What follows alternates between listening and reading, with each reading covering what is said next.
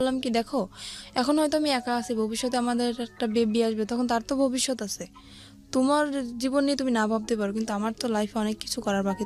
আমি ছোটবেলা থেকেই বলতেছি, আপনার নর্মালি জন্ম জেলা কোথায়? আপনি কোথায় আমার জন্মগ্রহণ? জন্ম জেলা পটুয়াখালীতে। পটুয়াখালীতে। আচ্ছা। আর আমি বড় হয়েছি পটুয়াখালীতে। পটুয়াখালীতে। আর আমার বাবার কাছে তেমন একটা আমার থাকা হয় না, আমি বড় হয়েছি আমার নানা বাড়িতে। আচ্ছা। সেখান থেকে আমি যখন আমার বয়স 2.5 বছর, তখন মানে আমার আব্বু ছিল কিরকম অলস টাইপের, কাজ খুবই কম করতো। কি করতো আপনার বাবা? আমার আব্বু এমনি আমাদের গ্রামের বাড়িতে জমি আসে, জমি চাষবাস করতো, কিন্তু সেগুলো করতো না সে। কয় ভাই বোন ছিলেন আপনারা? আমি একাই, আমার কোনো ভাই বোন নেই। আচ্ছা আচ্ছা, ওকে। তারপর সেখান থেকে আমার আম্মুর যখন বিয়ে হয়, আমার আম্মু আমার মতন অনেক কষ্ট করছে জীবনে। আমার বয়স যখন 2.5 বছর, তখন আমার নানা নানির কাছে আমাকে রেখে আমার আম্মু ঢাকায় আসে চাকরি করার উদ্দেশ্য। আর এতটুকু বড় আমি হয়েছি আমার মায়ের সাপোর্টে। তারপরে আমার নানা বাড়ি থেকে বড় হওয়ার পরে ওখানে লেখাপড়া করতেছি। তখন যখন আমি ক্লাস 5-এ পরীক্ষা দিছি, তখন আমার আম্মু দেশে চলে আসে। আসার পরে আর আমার আব্বু তো কোনো কাজ করতো না, আমার আম্মুই চাকরি বাকরি করতো, আমার লেখাপড়ার খরচ চালাইতো, সংসারের খরচ চালাইতো। তো এভাবে আর কতদিন, এটা মহিলা মানুষ কতদিন পারে এটা সংসার সামলানোর দায়িত্ব? তো সে সারা জীবনের জন্য নিতে পারে না। তো সেখান থেকে আমার আম্মুর একটা অসুখ হইলো, সেটা হচ্ছে আপনার লিভারের টিউমার হলো। আচ্ছা। হওয়ার পরে ওখান থেকে আমার আম্মুকে ডাক্তার বললো যে আপনার রেস্টের প্রয়োজন, এখন থেকে আর চাকরি করা যাবে না, সম্পূর্ণ রেস্টে থাকা দরকার। ওকে। তখন আমার আম্মু চাকরিটা ক্লোজ করে দিয়ে দেশের বাড়ি চলে গেল। যাওয়ার পরে সেখানে আমার আম্মুর প্রচুর মারতো, আর কাজ তো করতো না, আর আম্মুরে খুব মারতো। এগুলো আপনার নিজের চোখে দেখা ছোটবেলায়? আমার নিজ চোখে দেখা। তখন কি আপনি স্কুলে পড়তেন নাকি? তখন আমি স্কুলে পড়তাম। কোন ক্লাসে? তখন আমি আমার আম্মু যখন বাড়ি যায় তখন আমি ক্লাস 5-এ পড়ি। ক্লাস 5-এ পড়েন? হ্যাঁ। তখন একদিন হয়েছে কি, তখন আমি যখন ক্লাস 5-এ পড়ি, একদিন রাত্রে আমি পড়তে বসছি, বসার পরে আমার আম্মুর সাথে কি নিয়ে একটা যেন ঝগড়া হয়, সেটা আমি জানি না, আমি তো পড়তেছিলাম। তো হঠাৎ করে আম্মুকে একটা চর মারে আমার আব্বু, কানের উপরে চর মারার পরে আমার আম্মুর কান দিয়ে রক্ত বের হয়ে যায়। তখন বৃষ্টি পড়তেছিল, তো আমার আম্মুর কান্না দেখে আমি খুব কান্নাকাটি করতেছিলাম। তখন আমার পাশের বাড়ি থেকে এক আন্টি এসে বলে আমার আব্বুকে যে তুমি কাজ কোনো কিছু করো না, তারপরেও আবার বউ বাচ্চাদের ঘরে বসে মারো, তোমাকে এখন পুলিশে দিয়ে দেবো। একথা বলার পরে আমার আব্বু ভয় পায় যায়। ওখান থেকে আমার আব্বু চলে যায়, আমার দাদা বাড়িতে চলে যায়। যাওয়ার পরে সেখান থেকে প্রায় 2-3 বছর কোনো খোঁজ খবর থাকে না। আম্মু অনেক অসুস্থ ছিল, বারবার কল করছে আমি অসুস্থ, তাও আমার আব্বু আসে না। তারপরে 3 বছর কাটে যায়, কাটার পরে আমার আম্মু তাকে ডিভোর্স দিয়ে দেয়। ডিভোর্স দেওয়ার পরে আমার আম্মু এখনো সেরকমই থাকার মানে ইচ্ছা ছিল, কিন্তু থাকতে পারে না শুধু আমার কারণে। ডিভোর্স হয়ে যাওয়ার পরে আমার তো লেখাপড়া কন্টিনিউ চলতেছে। আমি যখন ক্লাস 8-এ পরীক্ষা দেবো, তার 1 মাস আগে ওই যে ছেলে আমার যার সাথে বিয়ে হয়েছে, ওর সাথে আমার আম্মুর সাথে, ওর সাথে দেখা না, কিন্তু ওর যে বোনের জামাই, তার সাথে আমার আম্মুর সাথে দেখা হওয়ার পরে সেখান থেকে আমার আম্মুরে উনি প্রথমত আপা আপা বলে ডাকতো, কিন্তু তখন আমাকে দেখে নাই উনি। না দেখার পরে যখন আমাকে উনি দেখলো, তখন আমার আম্মুকে প্রস্তাব দিল যে এরকম আমার একটা শালা আছে, তা আমি তার জন্য আপনার মেয়েটাকে নিতে চাই। তা আমার আম্মু বলতেছে কি, আমার একটা মেয়ে, অত দূরে আমি বিয়ে দেবো না। তেমন বলতেছে যে ছেলেটা যদি সংসারে থাকে তাহলে আমি হয়তো ভাইবে দেখতে পারি। তখন বললো ঠিক আছে, ছেলেটা সংসারেই থাকবে। ওকে। তখন আমার আম্মু তাও রাজি না। তারপর আমার আম্মু আমাকে জানাইলাম, বললাম কি দেখো আম্মু, আমার এখনো বয়স একদম কম, আর তুমি এরকম চিন্তা ভাবনা কেন নিতেছো? এখন তো বিয়ে করা সম্ভব না আম্মু, আমি এসএসসি পরীক্ষাটা দিয়েই তারপরে তোমরা কিছু একটা করো, এত তাড়াতাড়ি কেন এসব বলতেছো? তখন আমার আম্মু মোটামুটি রাজি ছিল না। তারপরে হঠাৎ করে আমার আম্মুর কি হয়ে গেল আমি নিজেও জানি না। তারপরে আমার আব্বুর সাথে কথা হয়। তারপরে মানে আমার ছোটবেলা থেকে ইচ্ছা, আমি তো মাদ্রাসা লাইনে পড়ছি, মানে হাফিজি পড়ার ইচ্ছা ছিল আমার, আর আমার আম্মুরও ছিল। আর আম্মু চেয়েছিল যে আমার যদি একটা ছেলে হইতো আমি হাফিজি পড়াবো, কিন্তু যেহেতু মেয়ে সেটা তো আর সম্ভব না। তারপরেও আমি এইটা পরীক্ষার পরে আমার আব্বুর সাথে কথা বলেছি, আব্বু আমি হাফিজি মাদ্রাসায় ভর্তি হবো, ক্ষেত্রে তুমি যদি একটু হেল্প করো ভালো হয়, আম্মু তো একা পারতেছে না। তারপরে বলতেছি কি, আমার মেয়েকে যদি আমার পড়ানোর দরকার হয়, আমার মেয়ে আমার কাছে আসবে, আমি দূরে বসে আমার মেয়ের পড়ার খরচ আমি দেবো না। এটা আপনার বাবা বলেছে? হ্যাঁ, এটা আমার বাবা বলে। তারপর আমি আম্মুকে বললাম, দেখো আম্মু, তোমার কষ্ট হবে আমি জানি, তারপরও তোমার সন্তানের সুখের জন্য তোমার এটা মাইনে নেওয়া লাগবে। আমি তোমার কাছে থাকতে পারবো না, আমি আব্বুর কাছে চলে যাব। মানে একদম যে ছেড়ে যাব তা না, মানে লেখাপড়ার উদ্দেশ্যে আমি আব্বুর কাছে যাব। তখন আর বাবা কি আমার তখন বিয়ে শাদী করেছে? না, আমার আব্বু এখনো বিয়ে শাদী করে নাই। আচ্ছা, তখন বিয়ে শাদী করেন। আচ্ছা, ওকে, তারপর?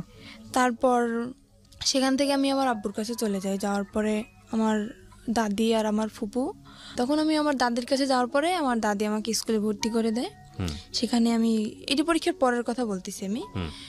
তো আমার রেজাল্ট বের হয়েছে, তারপরে উনি একদিন হঠাৎ করে আমার আম্মুর নাম্বার কল করছে, যে আমার ননদের জামাই, উনি কল করছে। তারপরে শুনছে যে আমার রেজাল্ট বের হয়েছে। উনি আমার রেজাল্ট শুনলো, শোনার পরে খুব খুশি হয়েছে। তারপর আমরা আম্মুকে জিজ্ঞেস করতেছে, আপনার মেয়ে কি কোরআন শরীফ পড়তে পারে? তো বলতে হ্যাঁ পারে। তখন তো সে আরো খুশি, মানে সে খারাপ কোনো উদ্দেশ্যে এটা চায় নাই। সে চাইছে যে ছেলেটা যেহেতু খারাপ, এমন একটা মেয়ে ওর জীবনে আসুক যাতে ও ভালো হয়ে যায়, সেরকম একটা ধার্মিক মেয়ে চেয়েছিল। তখন আপনি বাবার কাছে? হ্যাঁ, তখন আমি বাবার কাছে। কথা হচ্ছে আপনার মায়ের সঙ্গে? হ্যাঁ, কথা হচ্ছে আমার মায়ের সঙ্গে। তখন আমার আম্মু একদিন হঠাৎ করে আমাকে বললো কি, ও আরেকটা কথা, এখানে আমার যে নানার যে ভাই, ছোট ভাই, উনি মারা যায় তখন। আচ্ছা, শুক্রবার দিন উনি মারা যায়। আর তখন আমার স্কুলও বন্ধ। আমি মাদ্রাসা থেকে যাই স্কুলের লাইনে ভর্তি হই, যেহেতু মাদ্রাসায় পড়া হবে না, স্কুলে ভর্তি হই। সেদিন আমার স্কুল অফ। তো আমার আম্মুকে কল দিয়ে বলতেছি কি, এরকম এরকম যে তোমার নানা তো মারা গেছে, তাই তোমার আসা লাগবে। আমি আসলাম। আসার পরে ওই ছেলেটাও তখন সেখানে, উনি ওর ভাইয়ের কাছে আসছে। সেখানে ওর ছেলেটাও আমাকে দেখে। দেখার পরে ওদের মোটামুটি পছন্দ হয় না কিনা আমি জানি না। আমার মার সাথে কন্টিনিউ ওদের কথা হয় প্রত্যেক দিন, কিন্তু আমি তো সেটা জানি না। তারপরে সেখান থেকে আম্মুর সাথে কথা দীর্ঘদিন যাবৎ চলে, প্রায় 2 মাসের মতো কথা চলে। হঠাৎ করে আম্মু আমাকে বলে কি, বৃহস্পতিবার দিন, শুক্রবার তো স্কুল বন্ধ, আম্মু বলতেছে কি, আম্মু তুমি আসো, কালকে বিকেল আবার চলে যাও। পাশাপাশি 1 ঘন্টা লাগে যাইতে আমার বাবা বাড়ি থেকে নানা বাড়ি। আমি বলতে আচ্ছা ঠিক আছে, আমি আসতেছি। সেখান থেকে আমি কি আসলাম। আসার পরে ওই ছেলেটা রাত্রবেলা আমাদের, মানে ওর 2টো ফ্রেন্ড নিয়ে আমাকে দেখতে আসলো রাত্র প্রায় 8টার দিকে। এসে দেখে টেকে গেল, খাওয়া দাওয়া করলো। তারপরে আমি আম্মুকে জিজ্ঞেস করতেছি, আম্মু এটা কে? আমি বলতেছি তোমার জন্য সম্বন্ধ ঠিক করছে, সে ছেলে তোমাকে দেখতে আসছে। আমি তো পুরো রিয়াকশন নিছি, কি অবস্থা, তোমাকে আমি বললাম না যে আমি বিয়ে করবো না, তো দাঁড়াতে, তারপর তুমি বিয়ে ঠিক করছো। আমার কি বিয়ের বয়স হয়েছে? তখনও ক্লাস 8 আপনি? হ্যাঁ, তখন আমি না, তখন তো ক্লাস 9-এ ভর্তি হচ্ছেন। হ্যাঁ, সবে মাত্র ক্লাস শুরু। আমরা যেটা জানি যে জানুয়ারি মাস থেকে প্রায় মার্চ মাস পর্যন্ত সেরকম একটা ক্লাস কিন্তু হয় না। তারপরে সেজন্য আমি ছুটি কাটাতে আসছিলাম। তা আম্মুকে আমি বলার পরে আম্মু বলতেছে কি, আচ্ছা ঠিক আছে, তুমি যদি রাজি না হও তোমাকে আমি জোর করবো না। ঠিক আছে, আমি চলে গেলাম আব্বুর কাছে, আবার লেখাপড়া শুরু করলাম। তারপরে হঠাৎ করে আমার নানি বলতেছে কি যে, আমি তো অসুস্থ, আমার মনের একটা আশা তুই পূর্ণ করবি। আমি বলতেছি বলো। যেহেতু সে আমাকে মানুষ করছে, তার কোনো কথা তো আমি ফেলতে পারি না। আমি বলতেছি যে বলো। তা বলতেছে যে আমি যদি মারা যাই, আমার শখ যে তোকে আমি ছোটবেলা থেকে মানুষ করছি, আমার শখ যে তোর বিয়ে দেখে আমি যাব। যদি মারাও যাই, তোর বিয়েটা দেখে তারপরে আমি মারা যাবো। তো আমি বলতেছি কি, রানী দেখো, আমার যে বড় বোন, আমার যে আমি এখন যে বোনের কাছে থাকি, ওর এখনো বিয়ে হয় নাই। তারপরে আমার যে বড় ভাইরা, ওরাও এখনো বিয়ে করে নাই। আমার ফ্যামিলির ভিতর থেকে বলতেছি কারোর বিয়ে না, তুমি হঠাৎ করে আমার বিয়েটা কেন তোমার দেখতে ইচ্ছে হলো? তা বলতেছে আমি বুড়ো মানুষ, আমি এটা বলতেছি, আমার মনের ইচ্ছাটা তুই পূরণ করবি না? আমি তো একদমই রাজি না, কারণ আমার ইচ্ছে তার ভাবনা ছিল অন্যরকম, যে আমি আমার আম্মু যত কষ্ট করেই হোক, যদি আমার এসএসসি পরীক্ষাটা দেওয়া হয়ে যায়, তারপরে আমি যে কোনো একটা ছোটোখাটো জব করব, নিজের পড়ার খরচ যাতে নিজে চালাইতে পারি, সেরকম একটা ইচ্ছা ছিল আমার। তো সেখান থেকে নানি তো আমাকে খুব জোরাজোরি করতেছে। এবার আমি বললাম কি, আমার পক্ষে বিয়ে করা সম্ভব না। আমি রাগ করে চলে যাচ্ছি আমার বাপের বাড়ি। সেখান থেকে আমার রাস্তা থেকে আমার জোর করে নিয়ে আসা হয়। তারপরের দিন আমার বিয়ে, আমি জানি না। সেখান থেকে এখানে আপনার বাবার কোনো ভূমিকা ছিল না? না, এখানে আমার বাবার কোনো ভূমিকা ছিল না। আর আমার বাবাকে জানানোও হয়নি। জোর করে নিয়ে আসার পরে তারপরের দিনে আমার ফোনে ছেলেটার সাথে কথা হয়। আমি ছেলেটাকে অনেকভাবে বুঝালাম। আমি বললাম, দেখেন, আমি একটা খারাপ মেয়ে, আমার একটা ছেলের সাথে, মানে যাতে ও রাজি না হয়, সম্পর্কটা যাতে ভেঙে যায়, ছেলেটার সাথে আমি সরাসরি ফোনে কথা বলি। তো তারপরেও বলতেছে, তুমি যাই হও না কেন, আমি তোমাকে মেনে নেবো। আমি বলতেছি, আমার একটা ছেলের সাথে সম্পর্ক আছে। তো বলতেছে, ছেলের সাথে সম্পর্ক আছে, দেখো আজকালকার ছেলেরাও আশা দেয় ঠিকই, কিন্তু বিয়ে করে না। তুমি আমারকে নিয়ে তুমি অসুখী হবো না, তুমি এই চান্সটা মিস করো না। তারপরে জোর করে হোক, যাই করে হোক, মারামারি হোক, আমাকে মারছে পর্যন্ত। আমার খালু আমাকে মারছে, আমার আম্মু আমাকে মারছে বিয়েটার জন্য। জোর করেই বিয়ে দেওয়া হয়। তারপরে ছেলেটা তার পরের দিন আসে, একা আসে বিয়ে করতে, ফ্যামিলি থেকে কেউই আসে না, কারণ ওর ফ্যামিলি থেকে তো জানে যে ও কিরকম।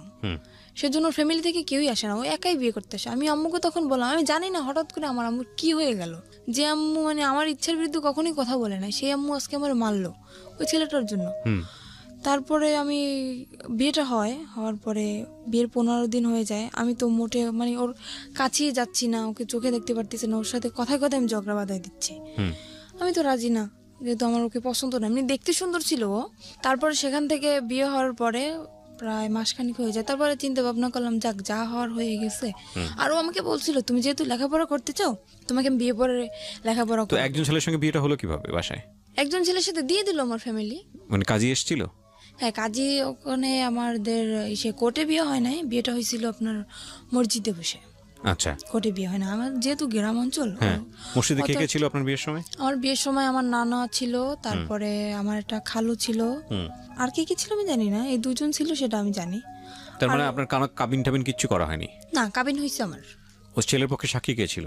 ছেলের পক্ষে সাক্ষী কেউ ছিল না, এমনি হয়তো মানে আমার নানার দিক থেকে হয়তো কেউ ছিল। প্রথম কথা হচ্ছে আপনার বয়সই তো হয়নি তখন। আমার তো বয়সই হয়নি, 14 তখন তো বছর কোর্টে বয়স। যাওয়া সম্ভব না। রাইট, 14-15 বছর বয়স আপনার, তখন তো কোর্টে যাওয়া সম্ভব না। কিন্তু আমার ওখান থেকে ওই ছেলেটা একটা চালাকি করছিল কি, কাবিন আপনার বয়স বাড়িয়ে দিয়েছিল? হ্যাঁ, আমার বয়স বাড়িয়ে দিয়েছিল কি, আমার একটা ফলস একটা জন্ম নিবন্ধনের কার্ড তৈরি করে, সেটা আমার আম্মুর সাথে একসাথেই মিশে আমাদের পোস্ট অফিস থেকেই করা হয়। সেখানে মানে আমি যখন পড়ালেখা করতেছি তখন হয়তো এক ফাঁকে এসে আমার আম্মুর সাথে করে গেছে, সেটা আমি জানি না। তো সেটা এখন আমার কাছে আছে, সেটা এখন আমার বর্তমান বয়স 21 বছর দেওয়া। বর্তমান বয়স। তারপর সেখান থেকে তো বয়স বাড়ানো হয়, কাবিনও করা হয়। কাবিন করার পর তারপরে 1 মাস পরে চিন্তা করলাম যাক যা হওয়ার হয়ে গেছে, খামাখা ও ছেলেটা তো আর কোনো অপরাধ করে না, যেহেতু বিয়ে হয়ে গেছে আমি মেনে নিলাম। নেওয়ার পরে আমি বিয়ের 1 মাস পর ওকে বললাম কি, দেখো আমার ইচ্ছা না যে আমি বাবার বাড়ি থাকবো, তোমার যদি মনে করো শুধু থাকার মতো একটা ঘর থাকে আমার তাতেই চলবে, কিন্তু আমি বাবার বাড়ি থাকতে চাই না। তুমি আমাকে তোমার নিজের বাড়ি নিয়ে চলো। ও তো নিজের বাড়ি আমাকে নেবে না, একদমই না, কারণ আমি যদি সম্পূর্ণ সত্যিটা জেনে যাই তখন ওর সমস্যা না, আমাকে নেবে না। তখন আমি আমার শাশুড়ির সাথে কথা বললাম যে আম্মা দেখেন এরকম এরকম, আমার তো এখানে থাকতে ভালো লাগে না, আর লোকজন কি মনে করবে, আমার বিয়ে হয়ে গেছে তারপর আমি বাবার বাড়ি থাকতেছি। তো বলতেছে আচ্ছা ঠিক আছে তুমি আসো। সেখান থেকে আমার আম্মু কি করলো, ওর কাছে টাকা নেই, তো কাজ করে না, বিয়ের 1 মাস হয়ে গেছে, 1 মাস যাবত আমাদের বাড়িতে কাজ কাম তো কিছু করে না। আমার আম্মু করতেও বলে না, যেহেতু নতুন জামাই তাকে তো আর কাজ করতে বলা যায় না। আমার আম্মু কি করলো, আমার নানার কাছ থেকে 20,000 টাকা নিয়ে আসলো। আসার পরে আমাকে দিল, দেওয়ার পরে বললো আচ্ছা ঠিক আছে তোরা এটা নিয়ে যা। যেহেতু কিছু দিতে পারি নাই, বিয়ের 1 মাস পরে চলে গেলাম শ্বশুর বাড়ি। যাওয়ার পরে কিসি বাড়ি আমি যাওয়ার পরে তখনই আমার মনে একটু সন্দেহ হয়েছে, আমাকে একদমই বাইরে বেরোতে দিত না। শ্বশুর বাড়িতে গিয়ে আপনি কি পেলেন, মানে শ্বশুর শাশুড়ি কাউকে পেলেন? না, আমার শ্বশুর নেই, আমার শ্বশুর মারা গেছে আজকে 26 বছর। আচ্ছা, তো শাশুড়িকে পেলেন তো নিশ্চয়ই? হ্যাঁ, শাশুড়ি আছে আর আমার একটা ননদ আছে। তারপর ননদটা বিয়ে দেওয়া, তো আমার শাশুড়ি একাই থাকে বাড়িতে। সেখানে যাওয়ার পরে আমাকে একদম বাইরে বেরোতে দিচ্ছে না, আর আমি যে গোসল করব সে গোসলের পানিটা পর্যন্ত আমার ঘরে আইনে দিচ্ছে আমার শাশুড়ি। আমি তো মহা খুশি যে এরকম একটা শাশুড়ি পাইছি আমি, যে আমার গোসলের পানিটা পর্যন্ত আমার ঘরে এনে দিতেছে, আমার বাইরে যাইতে দেয় না। দেখ আমি ভাবছি হয়তো আমি 5 ওয়াক্ত নামাজ পড়ি, হয়তো সেই কারণে আমার শাশুড়ি চায় না যে পরপুরুষ আমাকে দেখো, এর জন্য পানিটা এনে দেয়, কিন্তু তাদের মনের ভিতর তো অন্য কিছু। সেটা আমরা সামনের দিকে যাই। তারপরে সেখান থেকে 3 মাস পার হয়ে যায়। যাওয়ার পর আমার একটা চাচা শ্বশুর ছিল, সে সবার ছোট ছিল, সে আমাকে খুব আদর করতো। মানে নিজের বাবার কাছ থেকে আমি যতটুকু আদর না পাইছি তার কাছ থেকে ততটুকু আদর মনে হয় আমি পাইছি।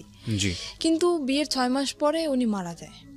আমার সেই চাচা শ্বশুর মারা যাওয়ার পরে সেখান থেকেই আমার সংসারে আগুন লেগে গেল। কারণ আমার ওই চাচারে খুব ভয় পাইতো আমার হাজবেন্ড, যার কারণে মানে কোনো কিছু করতে গেলে ভাবতো, অন্তত 50 বার ভাবতো।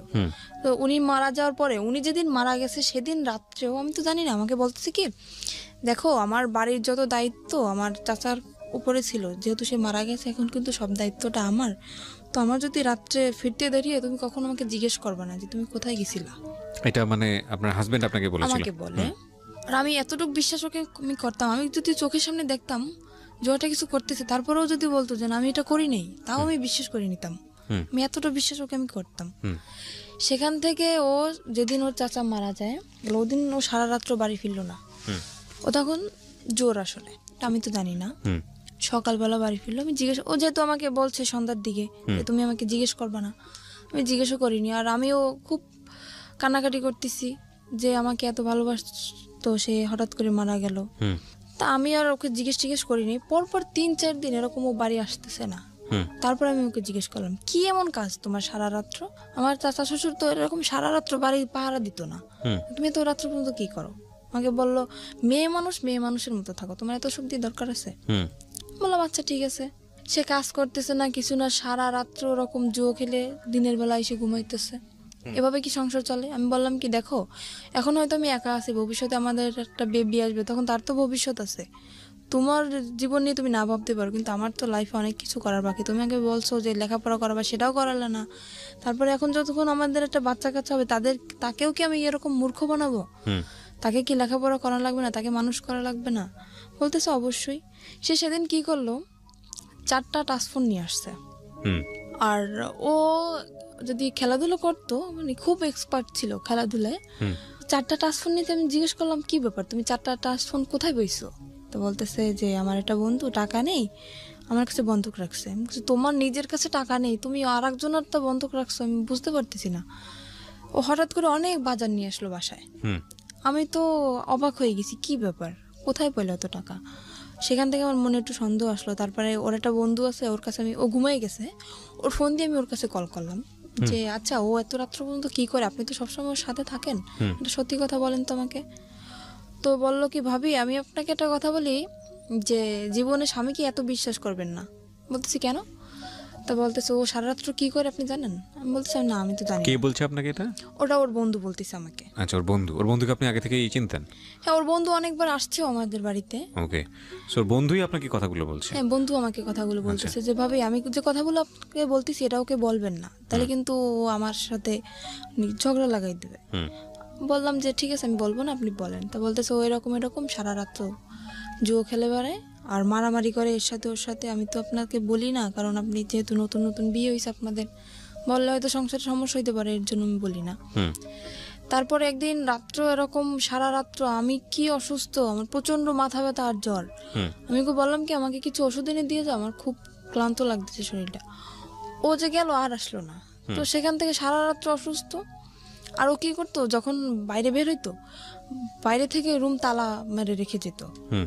আমি যখন প্রথম দিন জানার পরে, আমি যখন ওর সাথে ঝগড়া লাগানোর পরে ও আমাকে আমার যে গায়ের ওড়না ছিল ওটা খুলে আমার হাত বাঁধে, আমার পাও বাঁধে, বাঁধার পরে আমার মুখটাও বাঁধে, বেঁধে বাইরে থেকে ঘরের দরজাটা বন্ধ করে দিয়ে যায়। তো পরপর 2-3 দিন আমার একটা দেবর আছে, ও আমাকে এসে, অনেক ছোট, আমাকে 2-3 দিন ডাকছে, কিন্তু দরজা তো বন্ধ আর আমার মুখও তো বন্ধ। আমি কিভাবে ডাক দেবো ওদেরকে? আর আমি কাউকে বলিও নাই, এই কথাটা আমি কাউকে বলিও নাই।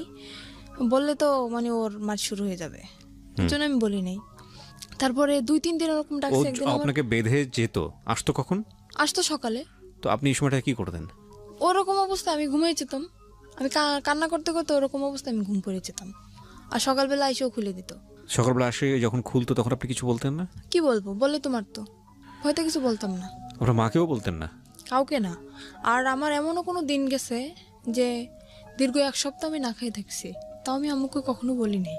আচ্ছা, আমরা একটু ধারাবাহিকভাবে সামনে দিকে যাই। তারপরে কি হলো? তারপরে সেখান থেকে হাত পায়ের ভাবে বেঁধে রেখে যেত। একবার আমার দেবর জিজ্ঞেস করতেছে যে ভাবি তোমাকে রাত্রে যখন আমি ডাকি, মানে ওরা প্রায় যদি কিছু রান্না করতো আমাকে দিয়ে যেত, তোমাকে ডাকি তুমি সাড়া দাও না কেন? আমি বলি কি আমি ঘুমিয়ে গেছি। তারপর ও একদিন টের পাইছে আমি কান্নাকাটি করতেছি, আর সেদিন আমাকে ও করে না, ওরভাবে বেঁধে রেখে যায় না, এমনি মারছিল। মারার পর বাড়ি থেকে তালা মারা ঠিকই ছিল। তারপরে আমার দেবরের কাছে একটা চাবি ছিল, ওর এই চাবিটা আবার আমাদের তালা খুলতো। তালাটা খোলার পরে ও আমাকে নিয়ে ওর আব্বুর কাছে যায়। তখন ওর আব্বু মারা যায় নাই, ওর আব্বুর কাছে যায়। যাওয়ার পরে এই করছে, বলল কি যে কি ব্যাপার, আজকে শুনলাম ঘরে অনেক ডাকাডাকি কান্নাকাটি, কি হয়েছে তোমার? আমি বললাম কি এরকম আপনার ছেলে এরকম করতেছে। বলার পরে সে আমাকে বলল কি, মানে আমি কিন্তু আর একটা চাচার কথা বলতেছি এখানে, আমার যে বড় চাচা ওনার কথা বলতেছি। সে বলতেছে, তার কাছে বলার পরে সে বলতেছে যে এরকম করতেছে, তা তুমি আমাকে জানাওনি কেন? বলতেছে এমনিতেই জানাইনি, চাই না, আমি নিজেই শাসন করতে চাই ওকে, দেখি কি হয়, তারপরে যদি না শুনে তখন আপনাদেরকে আমি জানাবো। সেরকম চিন্তা নিয়েছিলাম আমি।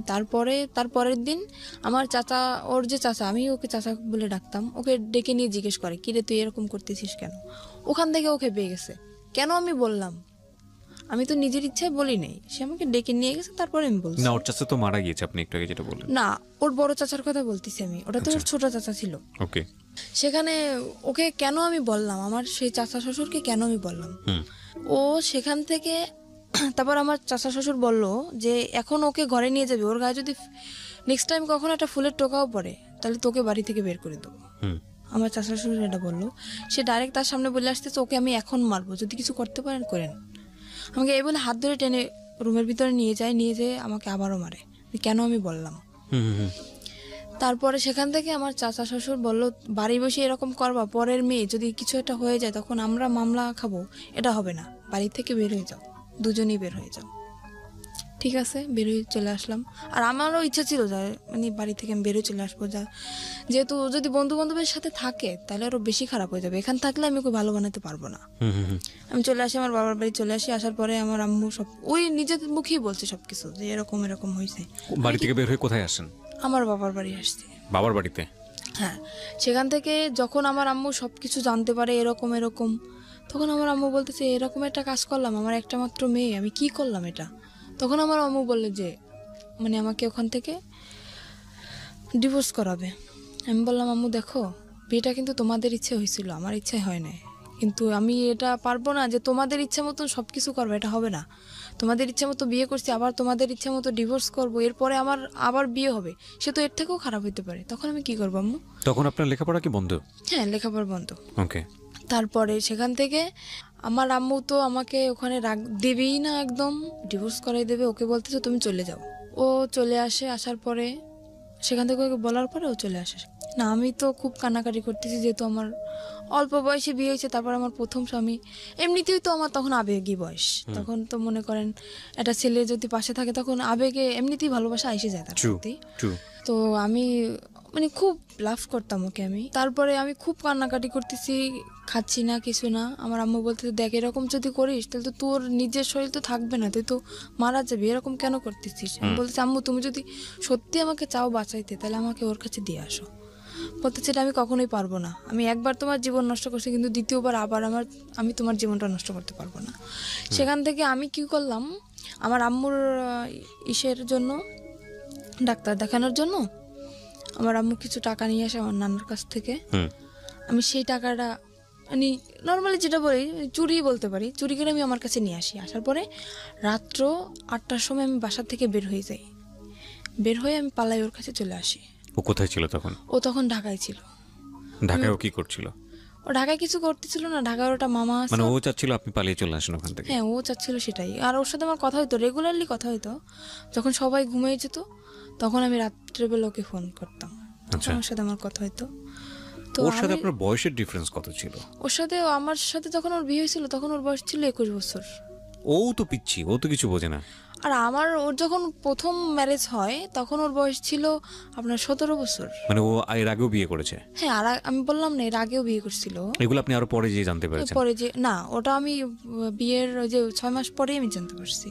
এটা আপনার ফ্যামিলি জানে যখন আপনাকে আলাদা করে রেখেছে? না, তখনও জানেন আপনার? তখন আমি বলি না, আমি বললে তো জানতো। ও আচ্ছা, বলেন না, আপনি লুকিয়ে গেছেন? আমি লুকিয়ে গেছি। দ্য থিং ইজ দ্যাট ওর মনের মধ্যে একটা ইমোশন জেগেছে, যেটা ও একটু আগে বলছিল যে আমার জীবনের প্রথম কারোর প্রতি ভালো লাগা।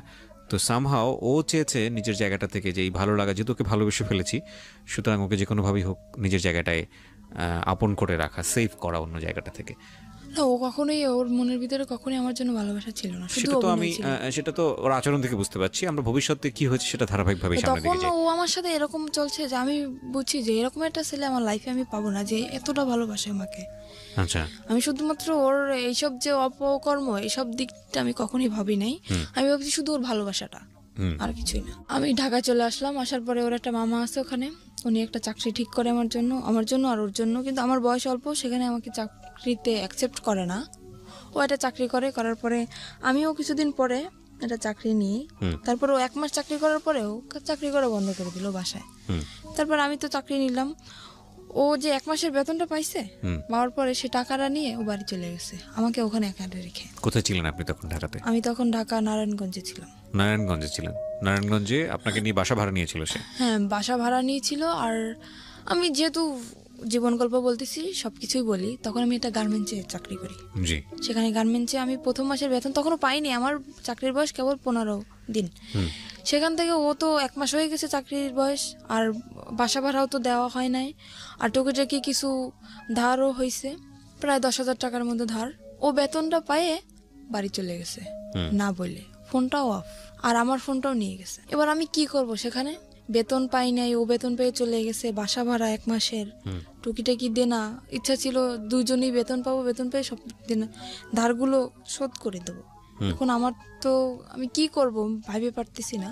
তখন আমি আম্মুর কাছে কল করলাম যে আম্মু, তোমার জামাই অনেক অসুস্থ, টাকা নেই, তুমি কিছু টাকা পাঠাও। আম্মুর কাছ থেকে 10,000 টাকা নিলাম, আর না মানে আম্মু নিজেই আসলো ঢাকায়, আসে দেখতেছে যে নেই। তখন আম্মু বললো কি যে তুই এত মিথ্যা কথা কেন বলতেছিস আমার সাথে? আমি কোনোদিন মিথ্যা কথা বলি নাই, সেই মানুষ, আমি ওর জন্য অনেক মিথ্যা বলছি আমার ফ্যামিলিতে অনেক। আম্মু এসে দেখার পরে বলতেছে কি, তুই এরকম একটা মিথ্যা কথা আমার সাথে বলতে পারলি, যে ও করলো এটা তুই বললি আরেকটা। তখন আমার আম্মু ওখান থেকে সবার ধার শোধ করে আমাকে ওখান থেকে নিয়ে আসে। নিয়ে আসার পরে বাড়ি আমাকে আটকায় দেয়, একদম ফুল আটকায় দেয়। আমার পাশে মনে করেন বডিগার্ড হিসেবে প্রত্যেক সময় 3-4 জন লোক আসে, কেউ না কেউ আসে আমার পাশে, আমাকে বডিগার্ড হিসেবে পাহারা দিচ্ছে তারা। তখন আমি কিভাবে যাব? আমার তো কি কষ্ট হচ্ছে সেটা তো আমি বুঝতেছি, যে আমার বুকের ভিতরটা কিরকম ফিল হচ্ছে। তো সেখান থেকে আমাকে আটকানো তো হইলই, প্লাস আমাকে জোর করে ডিভোর্স করানো হবে। কাজী আমার বাসায় চলে আসছে। ওকে। আমি বললাম কি, আপনি কি মামলা খাইতে চান? আমি কাজীকে বললাম, আপনি কি মামলা খাইতে চান? বলতেছে কেন? বলছে আমি ডিভোর্স করবো না, আপনি জোর করে ডিভোর্স করেছেন, আমি কিন্তু আপনার নামে মামলা করে দেবো। তো কাজী ভয় পেয়ে গেছে, কাজী বলতেছে আমি ডিভোর্স করতে পারবো না। কাজী চলে গেল। যাওয়ার পর সেখান থেকে আমি আবারও পালায় চলে গেলাম। আমি পালালাম কখন? তখন ফজরের আজান দিছে। ফজরের আজানের সময় আমি বাসা থেকে বের হয়ে গেছি। আমি নামাজ পড়ার দিয়ে আমি উজু করতে বের হয়েছি, সেখান থেকে আমি বের হয়ে গেছি। বের হয়ে আমার শহরে যাইতে আপনার প্রায় 1 ঘন্টা সময় লাগে, গ্রামের দিকে তো বাড়ি। সেখান থেকে আমি গাড়ি থেকে নেমে ওকে কল করলাম যে আমার কাছে টাকা নেই, তুমি টাকা পাঠাও, আমি আসবো। তো বলতেছে আমার পক্ষে টাকা পাঠানো সম্ভব না। আমি কি করলাম, আমার বিয়ের সময় যে নাকফুল দেওয়া হয়েছিল আমাকে, নাকের ফুল, ওটা আমি বিক্রি করে দিলাম শহরে গিয়ে। বিক্রি করে সেখান থেকে আমার 700 টাকা আসলো। আমি সেই টাকাটা দিয়ে ওর বাড়ি চলে গেলাম। যাওয়ার পরে সে তো আমাকে মাইনে নিচ্ছে না। কেন তুমি আমার মাইনে নেবে না? বিয়ের 1 বছর পরের কথা বলতেছি আমি। সে আমাকে মানবে না। তুই কি অন্যায় করছি আমি, তুমি কেন আমাকে মানবা না? আমি কি অন্য কারোর সাথে রিলেশন করছি বা কারোর সাথে ভেগে গেছি, তারপরে 6 মাস পরে তোমার সাথে আসছি, কেন তুমি আমাকে এরকম করতেছো আমার সাথে? সে বলতেছে ঠিক আছে, একটা শর্তে আমি তোমাকে রাখতে পারি, আমি কোনো কাজ করতে পারবো না, তুমি আমাকে চাকরি করে খাওয়াবা। ঠিক আছে। তো সেখান থেকে আমি যশোরে চলে গেলাম। সেখানে আমার একটা ফুফু শাশুড়ি আছে। যশোরে কি ওকে সাথে নিয়ে গেলেন? হ্যাঁ, ও আমাকে নিয়ে গেছে আমার ফুফু শাশুড়ির কাছে। ওকে। আর ওনার মেয়ের নিজস্ব পার্লারের আছে, বিজনেস আছে। সেখানে আমাকে 3 মাস ট্রেনিং করানোর পরে আমি মোটামুটি কাজ সব কিছুই শিখি। শেখার পরে ওখানে আমার চাকরিও হয়ে যায়। তখন আমার বেতন ছিল 16,000 টাকা। আর আমি বেতনের যত টাকা পাইতাম, বেতন পাওয়ার সাথে মানে ও আমার সাথে থাকতো না, কিন্তু যেদিন আমি বেতন পাইতাম ওদিন চলে আসতো, সব টাকা নিয়ে যেত। হাত খরচের টাকা রেখে সব টাকা নিয়ে যেত।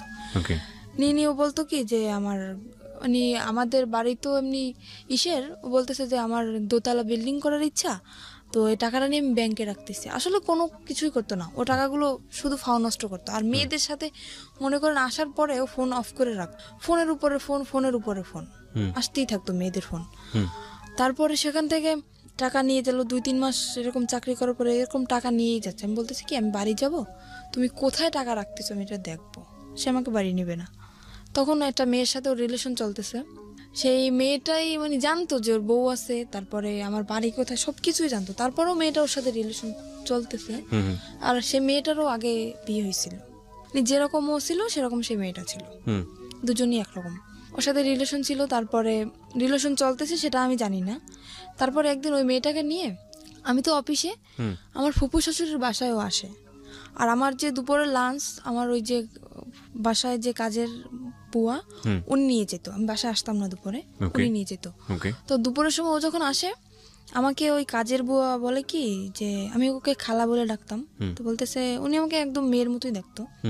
তো বলতেছে আম্মু তোকে একটা কথা বলবো, তুই কাউকে বলবি না, আর আমার নামটাও বলবি না, আমি বলছি আচ্ছা ঠিক আছে বলবো না কি, আমি বুঝতে পারিনি যে এই কথাটা বলবে। আমি ভাবছি হয়তো আমার ফুপু শাশুড়ি একটু মানে রাগী মানুষ তো, অনেক সময় মানে গালাগালি করে, আমি ভাবছি সেরকম কিছুটা বলবে। তো বলতেছে আচ্ছা আপনি বলেন, আমি কাউকে বলবো না। তো বলতেছে কি যে জামাই এটা মেয়েকে নিয়ে এরকম এরকম বাসায় আসছে, মেয়েটাকে তুই চিনিস? তো আমি ভাবছি হয়তো আমার ননদ হইতে পারে। আমি বলছি দেখতে কেমন? তো উদাহরণ দেওয়ার পরে আমি দেখতেছি যে না, আমার ননদ তো এরকম না। তখন আমি বললাম কি আচ্ছা ঠিক আছে আমি বাসায় যেয়ে দেখবো, বাসায় যেহেতু আসছে আমি বাসায় যেয়ে দেখবো। তো বলতেছে নর্মালি যদি তোর ননদ হইতো তাহলে তো এরকম বসার কথা না, সে মেয়েটা ওর পাশে যে বসতেছে, ওর হাতে হাত রাখতেছে, হেসে হেসে কথা বলতেছে, একসাথে সেলফি তুলতেছে। আমি বলতেছি আচ্ছা আমি বাসায় যেয়ে দেখবো, তুমি বাসায় যাও। তারপরে আমি 5টার সময় ছুটি নিয়ে আমি ওখান থেকে যাই। তারপরে বাসায় যেয়ে ওদেরকে আমি পাই না, ওরা ওখান থেকে চলে যায়। চলে যাওয়ার পরে আমি সেদিন তো পাই না, তারপর আমি কান্না করতেছি। তখন আমার মনের ভিতর কিরকম একটা সন্দেহ জাগছে যে হঠাৎ করে আমার সাথে দেখা না করে চলে গেল, কোন মেয়েকে নিয়ে আসলো। আমি খুব কান্নাকাটি করতেছি আর আমার চোখ একদম ফুলে গেছে কান্না করতে করতে। তখন আমার ফুপু শাশুড়ি বুঝতে পারছে যে হয়তো কিছুটা হয়েছে, আমাকে ডাকলো। ডাকার পর উনি আমাকে পারুল বলে ডাকতো, কারণ ওনার একটা মেয়ে ছিল, ওনার মেয়েটা রোড অ্যাক্সিডেন্টে মারা যায়, সেজন্য আমাকে নিজের মেয়েই মনে করতো। তো ওনার মেয়েটার নাম ছিল পারুল, আমাকে পারুল বলে ডাকতো উনি। তো বলছে পারুল তোর কি হয়েছে? আমি বলছি কিছুই হয় নাই। তো বলতেছে কান্নাকাটি কেন করতেছিস? আমি বলছি কি আপনি সব কিছুই জানেন তাও নাটক কেন করতেছেন? তো বলতেছে কেন, আমি কি করছি, কিসের নাটক করলাম? আমি বললাম আপনার বাসায় যেটা মেয়েকে নিয়ে আসছিল সে মেয়েটা কে? আমার ফুপু সব কিছু জানে, আর ওই যে জিনিসটা ওটাই আমার ফুপু শাশুড়ির হাত ছিল। তারপরে প্রথম বুঝতে পারিনি, তারপরে মানে নিজের ভিতর থেকে চিন্তা ভাবনা করে দেখলাম যে সে যেহেতু জানবে না তাহলে এরকম একটা কাণ্ড কিভাবে ঘটলো, তার বাসায় মেয়েটাকে নিয়ে আসলো। ওর ইচ্ছা ছিল যে আমাকে প্রথমত ওর দেওয়ার ইচ্ছা ছিল না, ওখানে যেখানে আমাকে বিক্রি করা হয়েছে দেওয়ার ইচ্ছা ছিল না। ওর ইচ্ছা ছিল যে মানে ওই মেয়েটাকে ও দেবে ওখানে। তো ওই মেয়েটা রাজি হয় না, মেয়েটা বললো কি ওকে একটা শর্ত দিল যে আমি যাইতে পারি ওই জায়গায়, তুমি যদি আমাকে বিয়ে করো তাহলে আমি যাবো। তারপরে সেখানে ওই মেয়েটাকে নকল রেজিস্ট্রি করে ও বিয়ে করে। এবার সেখান থেকে ওই মেয়েটাকে নকল রেজিস্ট্রি করে বিয়ে করে। বিয়ে করার পরে আমি যখন জানতে পারি যে ওর সাথে বিয়ে হয়ে গেছে, তখন আমি ওখান থেকে বাড়ি চলে যাই। বাড়ি চলে যাওয়ার পরে দেখতেছি ওরা দুজনই বাড়ি। জিজ্ঞেস করলাম কি ব্যাপারে, মেয়েটা কে? আমাকে সেখান থেকে বাড়ি একদম ঢুকতেই দিল না, মানে রুমের ভিতরে ঢুকতেই দিল না। মেয়েটা তো রুমের ভিতরে, ও তো জানে যে বউ আছে, বাড়ি মানে আপনার শ্বশুর বাড়ি? হ্যাঁ আমার শ্বশুর বাড়ি।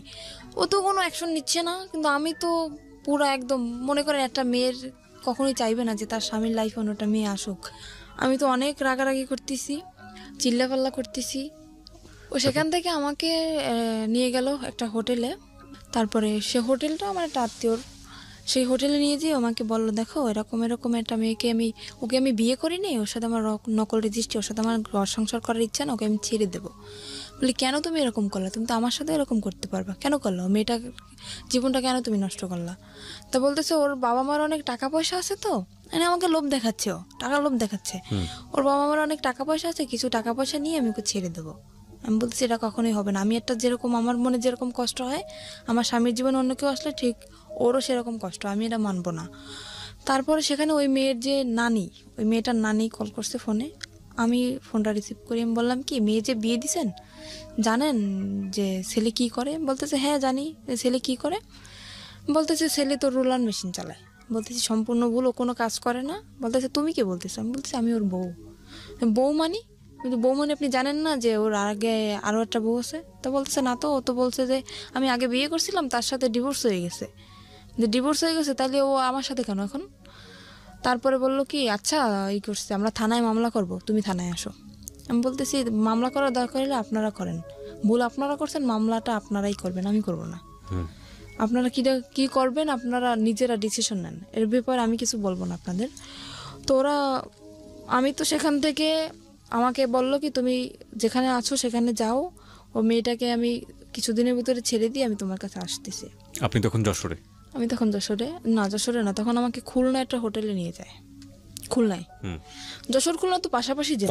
কত এই কথাগুলো হচ্ছে কোথায়? খুলনায় বসে? হ্যাঁ খুলনায় বসে একটা হোটেলের ভিতরে হচ্ছে। তো আপনাকে যেতে বলছে কোথায়? যেতে বলছে আমি যেখানে চাকরি করি ওখানে আমাকে। সেটা তো যশোরে? হ্যাঁ যশোরে। ওকে। ওখান থেকে আমি যশোরে চলে যাই। চলে যাওয়ার পরে মানে যেটা বললাম আমি বিশ্বাস করলাম আবারও। ওখান থেকে যশোরে চলে যাই। যাওয়ার পরে ও মেয়েটাকে নিয়ে আবার ওই বাসায় আসে। ওই বাসা বলতে? আমার ওই যে ফুপুর বাসায় আবার আসে। আপনার আপন ফুপু? না, ফুপুর শাশুড়ি। ফুপুর শাশুড়ি, ওকে। ওনার বাসায় আবারও আসে। আসার পরে আমি সেদিন যখন আমি খবর পাই, ওই খালা আমাকে কল করে, যখনই আমি খবর পাই আমি সাথে সাথে অফিস থেকে বেরিয়ে চলে আসি। আমি আমার ম্যাডামকেও বলি না যে আমি যাচ্ছি, সেখান থেকে আমি সাথে সাথে বেরিয়ে চলে আসি। আসার পরে ও আমার আসার আধা ঘন্টা আগে বের হয়ে গেছে। যাওয়ার পরে আমি কল করছি ওকে, কি ব্যাপার, তুমি নাকি আজকে আসছিলে, তুমি চলে গেছো কেন? তো বলতেছে আমি কালকে আসবো। তো পরের দিন আসলো। আসার পরে রাত্রবেলা আমি ওর সাথে কথা বলতেছি না, কিছু না, ঝগড়া লাগাই দিতেছি। তো তখন ও রাগ করে চলে যাবে, থাকবে না। বলতেছে তোমার এই মেজাজ দেখার জন্য আমি আসি নাই। এখানে আমার তো রাগ করাটা স্বাভাবিক, যেখানে আমার স্বামীর সাথে আমার থাকার কথা, আমি চাকরি করতেছি এক জায়গায়, আমার স্বামী আর এক জায়গায় থাকতেছে, তার সাথে অন্য একটা মেয়ে, বুঝতেছি না, মানে আমার অ্যাকশন নেওয়ার কথা, সে জায়গায় উল্টো আমার সাথে রাগ দেখাইতেছে। আমি এখানে থাকবো না, আমি চলে যাবো। বুঝি যাও, আমি রাগের মাথায় বলতেছি তুমি যাও।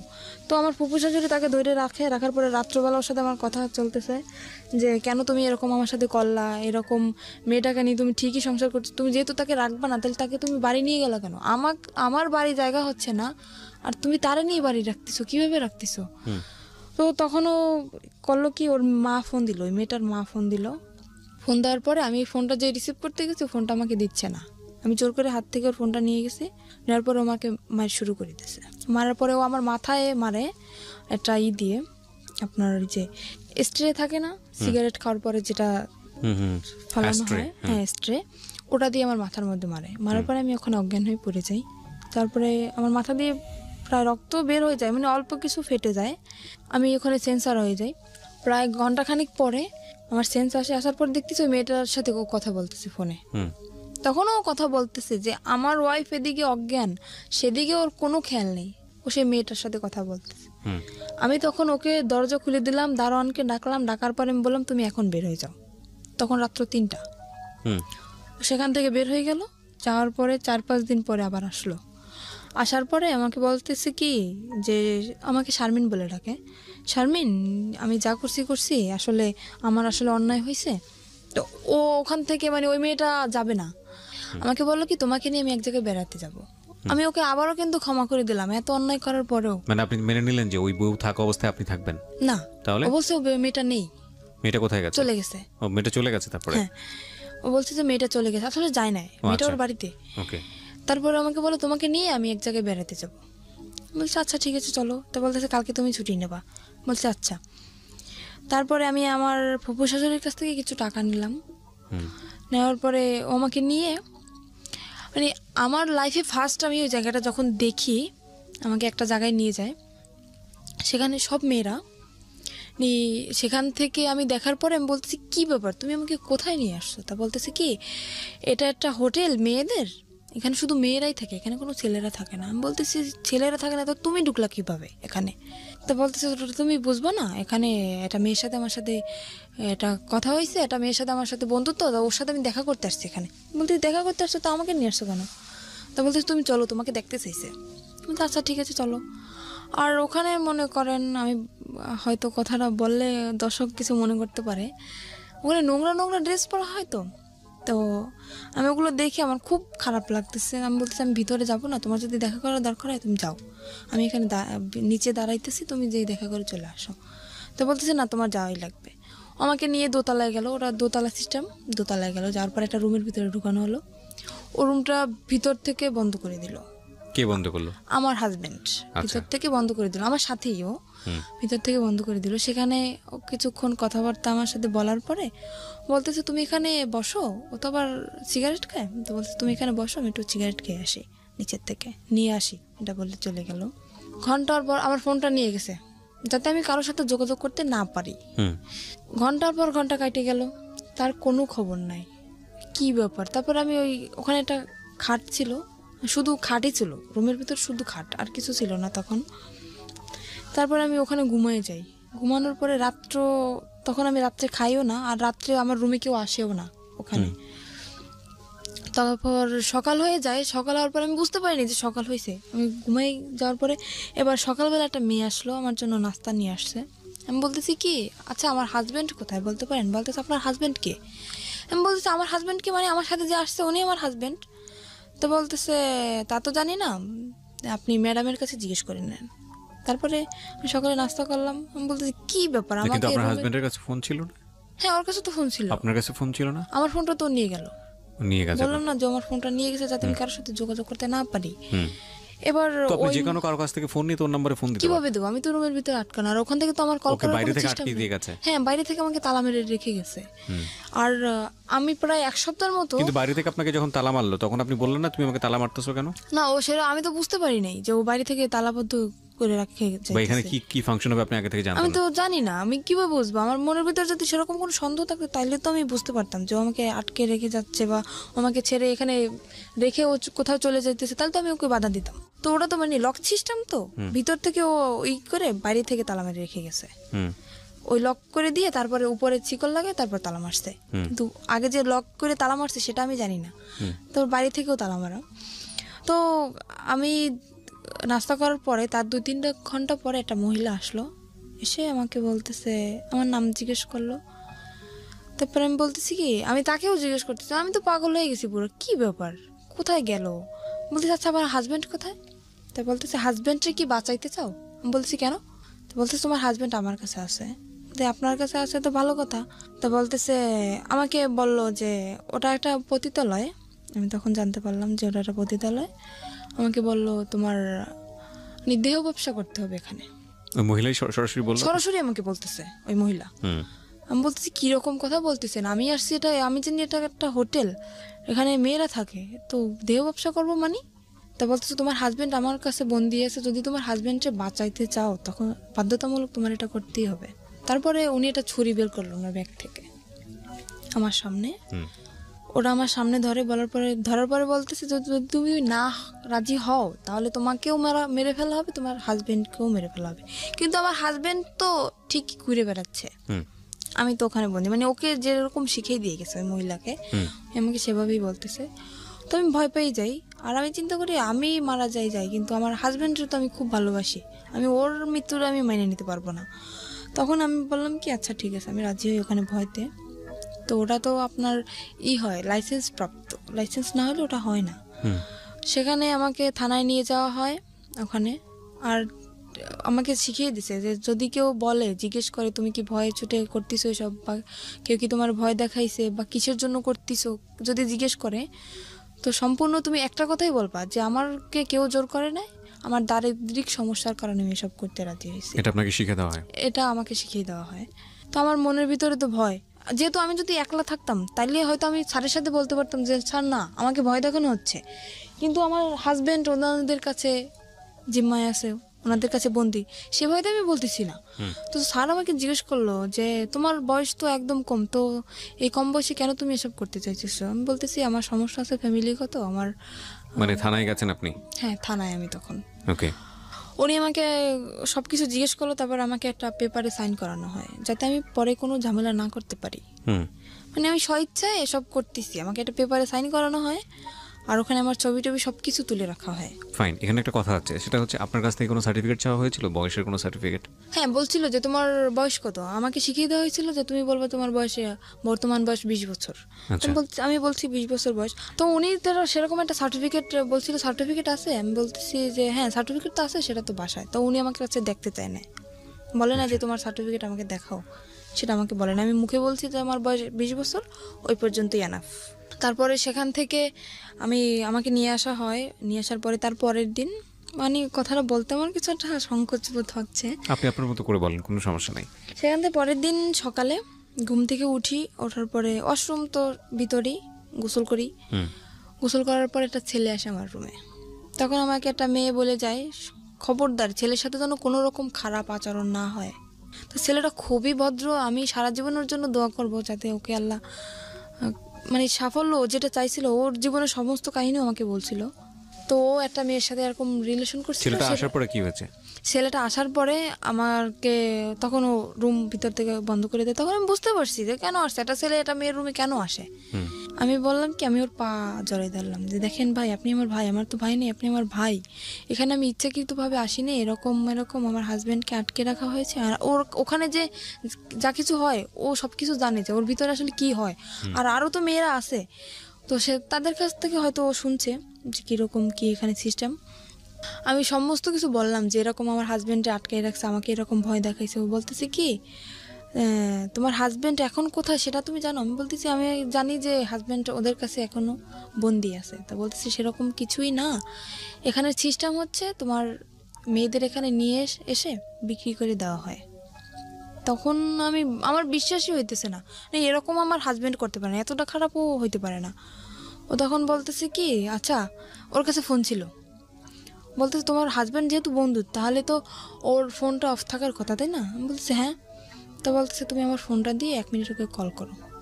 তো আমি বললাম আমি কথা বললে তো আমি বুঝতে পারবো না, তো আপনি কথা বলেন। তো ফোনটা দেওয়ার পরে ওই মেয়েটা ধরছে ওর ফোনটা, মানে যাকে সে বিয়ে করেছে। যাকে সে বিয়ে করছে সেই মেয়েটা ধরছে। ধরার পরে বলতেছে কি আপনি কে? বলতেছে আপনি কে মানে? আমি তো যার ফোন আমি তার ওয়াইফ। তখন আমি বুঝতে পারলাম যে ছেলেটা যা বলছে সম্পূর্ণ সত্যি। তখন আমি বুঝতে পারলাম।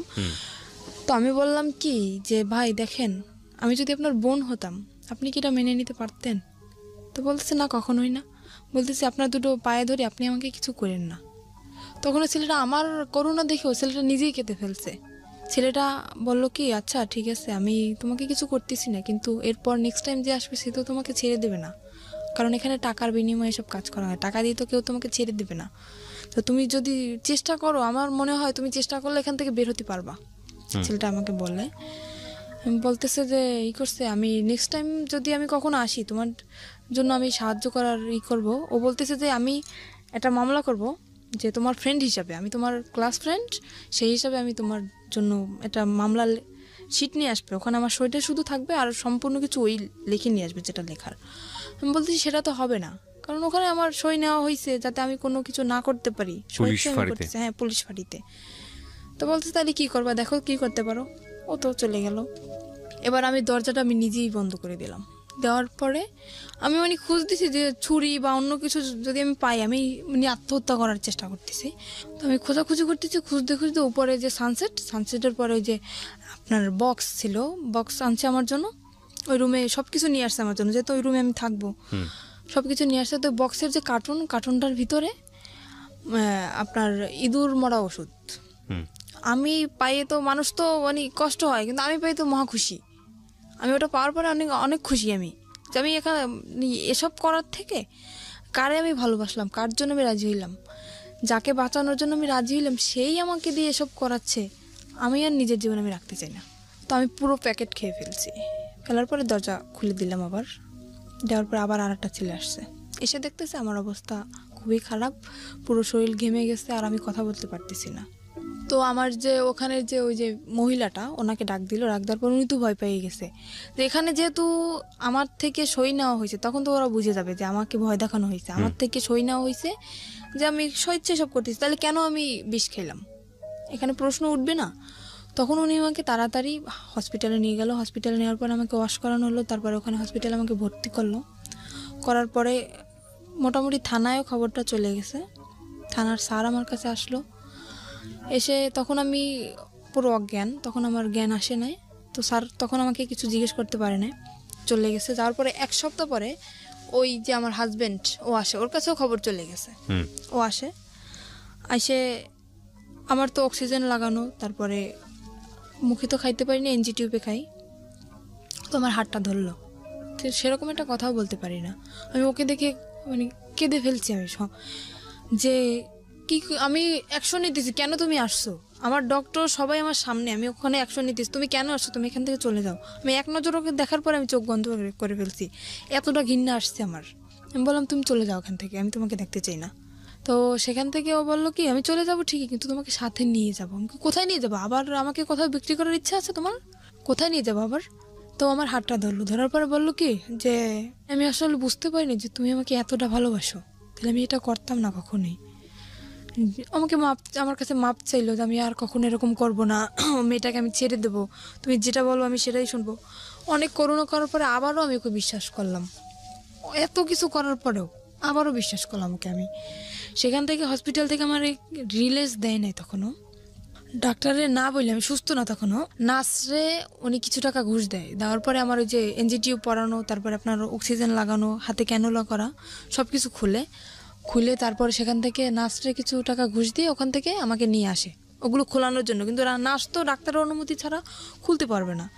উনি টাকা পাওয়ার পরে উনি খুলে দিল ওগুলো। নার্স ওগুলো খুলে দেওয়ার পরে আমি তখন হাঁটতেও পারি না ঠিক মতন, এতটাই ক্লান্ত আমি। আমাকে নিয়ে তখন সে ঢাকা, আমার একটা ফুপু আছে সেখানে আমাকে নিয়ে আসে, আমার আপন ফুপু, সেখানে আমাকে নিয়ে আসে। আর বাড়ি তো গেলে তো যদি এই সমস্ত কথা শোনে তাইলে তো মনে করেন ওরে তো মারবে, সাথে আমিও মার খাবো, যে এত কিছু তাও তারপরও কেন আমি মানিয়ে নিলাম।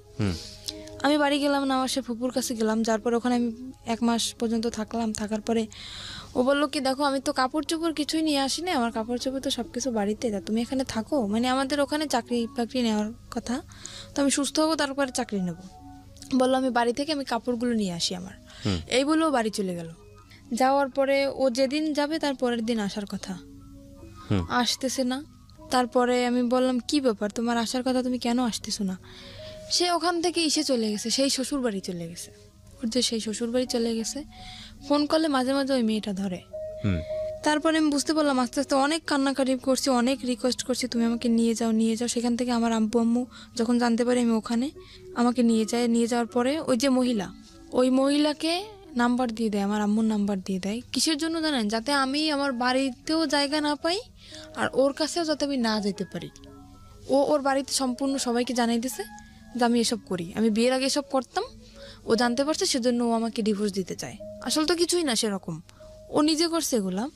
এটা বলার পরে আমার আম্মুর কাছে ওই মহিলা ফোন করে, করার পরে ওই ফোনটা আমার আব্বু ধরে। ধরার পরে ওই সম্পূর্ণ কথা মানে বানাই বানাই যা বলার সব বলছে, যে আপনার মেয়ে এতদিন শ্বশুরবাড়ি ছিল না, আমার এখানে ছিল, এসব করতো। আর এসব কথা শোনার পরে আমার আব্বু তো সবাইকে বলে দিল। মানে এই ফোনটা কে ধরেছে? আমার আব্বু, সদাব্বু। না, আমি আসলে এই জিনিসটা একটু ক্লিয়ার হতে চাই। ফোনটা কে করেছে, কাকে ফোনটা রিসিভ করেছে কে? ফোনটা করছে আমাকে যেখানে বিক্রি করে দেওয়া হয়েছিল, ওখানে যে মহিলা ছিল উনি ফোন করছে।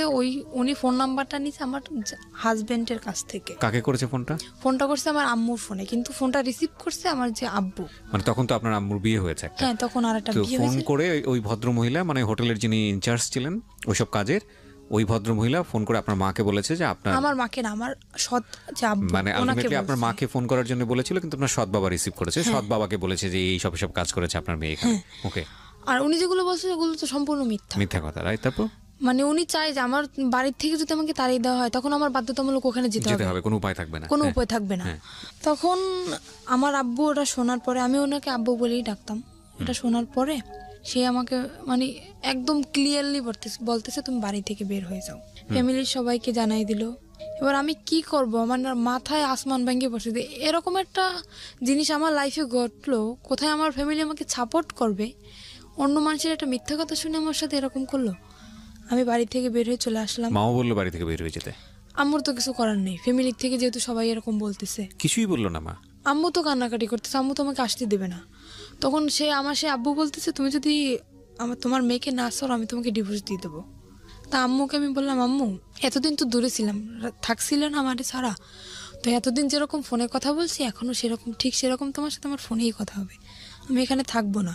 কারণ আমি যদি এখানে থাকি এই ব্যাপারটা গোটা এলাকায় জানাজানি হয়ে যাবে, আমি এটা চাই না। বাড়ি থেকে বের হয়ে চলে আসলাম। বাড়ি থেকে বের হয়ে চলে আসে আমার যে ওই ফুপুর কাছে ছিলাম ঢাকায়, ওখানে আবার আসলাম। আসার পরে ওনার কাছে 15 দিন থাকার পরে ওখানে কোনো চাকরি বাকরি হইতেছে না, কারণ যেহেতু বাড়ি থেকে একদম বের হয়ে চলে আসছি, বাড়ি তো আর যাবো না, চাকরি বাকরি কিছু তো একটা করা লাগবে। ওখানে কোনো চাকরির ম্যানেজ হইতেছে না। তারপর আমার আম্মু কথা বললো, আমার যে আন্টি এখন বর্তমানে ঢাকায় আছে ওনার সাথে আমার আম্মু কথা বললো যে দেখ, আমি আম্মুকে সবই বলছি যে আম্মু যেটা তোমরা শুনছো সেটা সম্পূর্ণ মিথ্যা, তুমি আমার কাছ থেকে শোনো। আম্মু শোনার পরে আর আম্মু আমাকে অনেক বিশ্বাস করে, আর আমি আম্মুর সাথে কখনোই মিথ্যা কথা বলি না। ওই বিয়ে হওয়ার পরে যেটা বলছি, কিন্তু এখন আর বলি না। তাও তো বলছি হাজবেন্ডের জন্য। আম্মুকে বলার পর আম্মু বলছে আচ্ছা ঠিক আছে আমি দেখতেছি। তো আম্মু সেখান থেকে আমার আন্টির সাথে কথা বলে, আন্টির সাথে কথা বলার পরে আন্টি বললো ঠিক আছে আমার কাছে আসো। ঈদের 3 মাস আগে বলতেছে ঠিক আছে আমার কাছে আসো তুমি।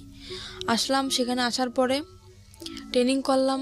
ওই যে আপনার এখন যে নার্সিং ট্রেনিং জবটা করতেছি নার্সিংয়ে, সেখানে ট্রেনিং করলাম। করার পরে তারপরে আবার অসুস্থ হয়ে গেলাম। সেখানে অসুস্থ হওয়ার পরে প্রায় 2.5 মাস যাবৎ বসা, তারপরে কোনো চাকরি বাকরি হইতেছে না। আমার আপন ফুপুর বাসায় চলে আসলাম। সেখান থেকে আমার আম্মু কথা বলে আমার আন্টির সাথে, সেখানে 15 দিনের মতো থাকলাম। আমার আম্মু কথা বলে আমার আন্টির সাথে যে এরকম ওর সমস্যা, ওর জন্য একটা চাকরি দেখতো না। তো আন্টি বললো ঠিক আছে, ওকে আমার কাছে পাঠিয়ে দাও।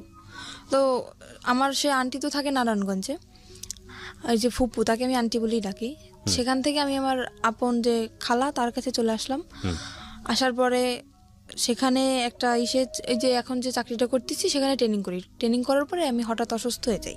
অসুস্থ হওয়ার পরে 2.5 মাস বসার পরে আমি ওকে একদিন কল দিই আমার আন্টির ফোন দিয়ে।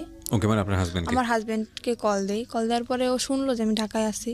তারপর আমি আবারও কেঁদে ফেলছি, ওর সাথে ফোনে কেঁদে ফেলছি। তো তখন আমাকে বলতেছে কি, ওই মেয়েটা এখন নেই, তুমি কি এখন আসবা? আমাকে আবারও যেতে বলতেছে যে তুমি কি আমার সাথে সিনেমা করতেছো? বলতেছে কেন? যে তুমি দীর্ঘ 6টা মাস যাবো তুমি আমার সাথে কোনো যোগাযোগ রাখো নাই। ওই যে চলে গেছো, তারপরে কত কান্নাকাটি আমি করছি, তুমি আমাকে তো নিয়ে যাওই নাই, আর তুমি নিজেও আসো নাই, এখন আমাকে যেতে বলতেছো, তুমি কি আমার আবার জীবনটা নষ্ট করতে চাও? তারপরে মাঝে হয়েছে কি, আমি একটা দেখাই, কবিরাজ দেখাই, উনি আমাকে একটা মান্দুলি দেওয়ার পরে সেখান থেকে আমি একটু ওকে কিছুটা ভুলতে পারছি এখন। আমি বললাম কি, আমি তোমাকে ভুলে যেতে চাই, আমি চাই না যে যে জিনিসটা আমার জীবন থেকে চলে গেছে, যে অতীতটা চলে গেছে, সেই অতীতটা আবার আমার জীবনে ফিরে আসুক, আমি চাই না। তোমার যদি মনে চায় আমার সাথে, যদি বোঝো যে না শারমিন সত্যি আমাকে ভালোবাসতো, যদি আমার সাথে কথা বলতে মন চায়, মাঝে মাঝে তুমি শুধু আমার সাথে একটু কথা বলো, আমার একটাই রিকোয়েস্ট, আমি তোমার কাছে আর যাইতে চাই না। তো এখনো মাঝে মাঝে ও আমাকে কল করে বলে যে তুমি আসো। তো তারপরে সেখান থেকে কথা হওয়ার পরে আর একদিন আমি আবার ওকে কল করছি। কল করার পরে ওর যে বউ ধরছে, সেখান থেকে কত মিথ্যে কথা ও বলতেছে আমার সাথে এখনো পর্যন্ত। আবার ওর বউ ধরার পরে আমার সাথে কথা বলে। মোটামুটি মেয়েটা খুব ভদ্র, আমাকে আপু বলে ডাকে। সে আমাকে বললো যে আপু, আপনি যদি আসতে চান আপনি আসতে পারেন, আপনার সম্পূর্ণ কাহিনী আমি শুনছি বাড়িতে আসার পরে, আপনি যদি এখন আসতে চান তা আসতে পারেন। আমি বললাম কি না, আমি আসবো না, যেহেতু তুমি একটা মেয়ে অনেক মনে আশা নিয়েই বিয়েটা করছো, তো ওর সাথে সংসারটা করার চেষ্টা করো। ওকে আমি বুঝে সুঝে বললাম যে এরকম চলো, কি পছন্দ করে না সব কিছু আমি ওকে শিখিয়ে দিলাম। দেওয়ার পরে তারপর আমাকে বলতেছে তুমি আসো। ওই মেয়েটাও বলতেছে, ও বলতেছে, কিন্তু কিসের আশায় বলতেছে সেটা আমি জানি না, মানে হয়তো মনের ভিতর অন্য কিছু। মানে এটা হচ্ছে আপনার এখনকার আমার অবস্থা? ধারণা এখনকার অবস্থা এটা হচ্ছে আপনার? হ্যাঁ। বর্তমানে আপনি কি করেন? বর্তমানে এখন আমি একটা জব করতেছি, নার্সিং জব। নার্সিং বলতে এটা কি ধরনের নার্সিং? মানে হোম সার্ভিস? হ্যাঁ, এটা হোম সার্ভিস। আচ্ছা, তো সেটা হচ্ছে বিভিন্ন পেশেন্ট যাদেরকে বাসায় সেবা দিতে হয়, কোন একটা কোম্পানির আন্ডারে থেকে আপনি এই কাজটা করছেন, সার্ভিসটা দিচ্ছেন, তাই কি? হ্যাঁ। ওকে। তো এখন আমি আরেকটা কথা জানাইতে চাই যে আমার জীবনে যে ঘটনাটা ঘটছে, এরকম ঘটনা হয়তো কোনো মেয়ের জীবনে ঘটে নাই, আর যদি ঘটেও থাকে তাও খুব কম। না, এর চেয়েও ভয়াবহ ঘটনা ঘটে। আপনি জীবন গল্প শোনেন প্রতিনিয়ত? অবশ্যই শুনি। এর থেকে ভয়াবহ ঘটনা বলতে কি ঘটতে পারে? না, এর চেয়েও ভয়াবহ ভয়ঙ্করতম ঘটনা ঘটে, সেদিকে আমরা নাই বাজাই। কিন্তু আপনার জীবনে যেটা ঘটেছে সেটাই আপনার কাছে ভয়ঙ্কর, আমার জীবনে যেটা ঘটে সেটা আমার কাছে ভয়ঙ্কর। মানুষের ঘটনা মূল্যায়ন না করে আপনি আমাকে এটা বলেন, আপনার জীবনে আপনার হাজবেন্ড যেহেতু প্রথম মানুষ, সুতরাং বাছ বিচার করার কোনো সুযোগই আপনার জীবনে আসেনি। আপনি আরও যখন পরিণত বয়সে যাবেন, আরও যখন বিভিন্ন রকমের এক্সপিরিয়েন্স আপনার হবে, তখন আপনি বুঝতে পারবেন যে এই সময়টা আপনার জন্য কতটা ভুল ছিল, কতটা রিস্কি ছিল, কতটা বোকামি ছিল, যেটা আপনি এই বয়সে বসে সেটা বুঝতে পারবেন না। কিন্তু আমার একটু জানতে ইচ্ছে করছে, শুধু একটু না, খুবই জানতে ইচ্ছে করছে যে আপনি গল্পটা কেন আজকে রেডিওতে লাখ লাখ মানুষের সামনে বললেন। ইউটিউবে আপনার এই গল্পটা যাচ্ছে খুব ছোট করে, লাখ লাখ মানুষ আপনাকে দেখছে, আপনি স্বেচ্ছায় নিজেকে দেখার অনুমতি দিয়েছেন, তো এগুলো আপনি কেন বলতে গেলেন? এটা আমি বললাম যে একটা ছেলে কতটা নিচে নামলে এরকম একটা জঘন্য কাজ করতে পারে, সেটা জানানোর জন্য, যে একটা ছেলে কেন এরকম করে, একটা মেয়ের সাথে কেন করে, তার অন্যায় কি? একটা মেয়ে একটা ছেলেকে বিয়ে করে সংসার করার জন্য, শুধু কি এটাই? শুধু এটাই? কিন্তু আমি তো অনেক কিছু দেখতে পাচ্ছি গল্পের মধ্যে, যে একটা মেয়ে কতটা বোকা হলে এতবার ভুল করার পরও একটা ছেলেকে, মানে এটা তো বোকামি না, এটা তো ভালোবাসা। এটা ভালোবাসা না, এটা বোকামি। আমি মনে করি এটা ভালোবাসা, এটা ভয়ঙ্করতম বোকামি। এর মাঝখানেও অনেক কিছু ঘটছে যেটা আমি বলতে চাই না। What ever the situation is, আপনি শেষ পর্যন্ত ছেলেটাকে লাভ করেন, আপনি স্টিল তাকে লাভ করেন, এটা আপনি অস্বীকার করতে পারবেন? মোটেই না। আর আমি যতদিন পর্যন্ত বাঁচবো ততদিনও আমার মনের ভিতরে থাকবে। এটা ডাহা মিথ্যা কথা। মোটেই না। আপনি আমার কথাগুলো একটু মনোযোগ দিয়ে শোনেন, তাহলে আপনি বুঝতে পারবেন, যেটা আপনি এখন বিশ্বাস করতে পারবেন না, but that will eventually true after the age. সেটা আপনার জীবনে সত্য। আমরা যখন কাউকে লাভ করি, হ্যাঁ, আমি সরি যে আমি আপনাকে কষ্ট দিচ্ছি, কিন্তু এটাই সত্য, আমরা যখন কাউকে লাভ করি বা কাউকে যখন ভালোবেসে ফেলি তখন ওই মানুষটা ছাড়া আমাদের জীবন চলবে না, এটাই আমরা মনে করি। হ্যাঁ। বাট এটা যে চরমতম মিথ্যা কথা এবং এটা যে আসলে সত্য না। না, এটা আমি এখন মনে করতেছি, জীবনটা কারোর জন্য কখনো থেমে থাকে না। না, আপনি যে বললেন না যে একটু আগে যে আপনি না, তাকে ভালোবাসাটা আমার মনের ভিতরে থাকবে, আমি সেটা বলছি। থাকবে না আপনার ভালোবাসা? অবশ্যই থাকবে। ডেফিনেটলি থাকবে না। কিভাবে থাকবে না বলেন? এবং এটার অ্যান্সার আপনি এখন আমাকে মনে করে নেন যে আমি যেটা বলছি সেটা হচ্ছে, আমি যেটা বলছি সেটা মিথ্যা কথাই, কথা আপনি এটাই মনে করবেন। কিন্তু আপনি একটা সময় গিয়ে মনে করবেন যে না, আমি যেটা বলেছিলাম আজকের অনুষ্ঠানে ডকুমেন্টস থাকবে, তো আপনি দেখবেন আপনি যখন পরিণত বয়স, এই ইউটিউবে এটা থেকে যাবে, ইউটিউবে আপনি আরও 5 বছর পর 10 বছর পরে গিয়ে বলবেন যে কিবরিয়া ভাই এই কথাটা বলেছিল অনুষ্ঠানে এবং এটাই সত্য। আপনাকে আমি আরও 10 বছর পর ইনভাইট করবো এই অনুষ্ঠানে, আমি যদি করি, আমি আপনাকে ইনভাইট করবো এবং আমার যে কথাটা ছিল যে এটা থাকবে না, শুধু ঘেন্নাটুকু থাকবে, ভালোবাসা থাকবে না।